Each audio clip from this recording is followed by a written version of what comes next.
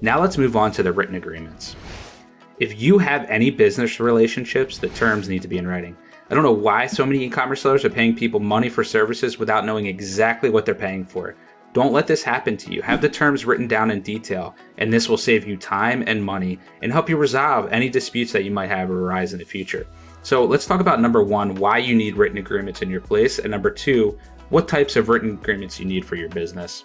Why do you need written agreements at all? Why can't you just have oral agreements? Well, you can have oral agreements in certain cases, but there are many reasons to put them in writing.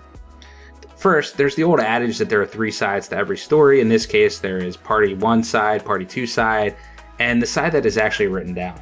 We are all very forgetful, especially when it does not benefit us.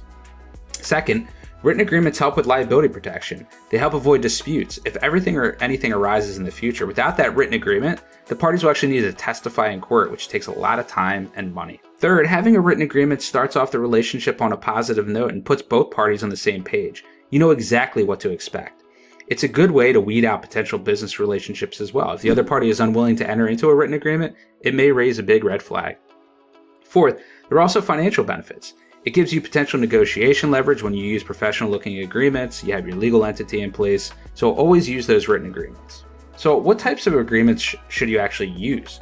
Well, anytime you form a relationship and are either performing services for money or paying money for services, you should have a written agreement in place. Some of these relationships include employees, customers, vendors, suppliers, landlords, manufacturers, independent contractors, and influencers. Agreements can be very complex, and clients always ask me what terms should I actually put in there. I try to make it as simple as possible and really break it down into the who, the what, the when, the where, and the how.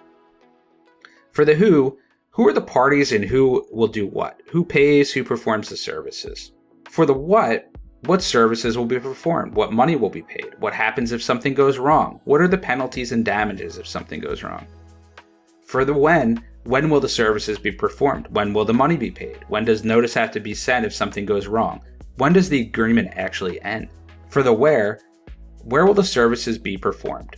Where will the money be sent? Where can I sue if something goes wrong? For the how will the services be performed? How can the money be paid? How can you send notice if something goes wrong? And how can you sue? So try to be as detailed as possible with the terms, but also don't be afraid to use language that a fifth grader honestly would understand. A lot of times when we get to legalese, it throws people off and people don't understand what they're actually agreeing to. So write like a fifth grader. This is just a brief snapshot of written agreements, but again, I highly, highly recommend them in all cases.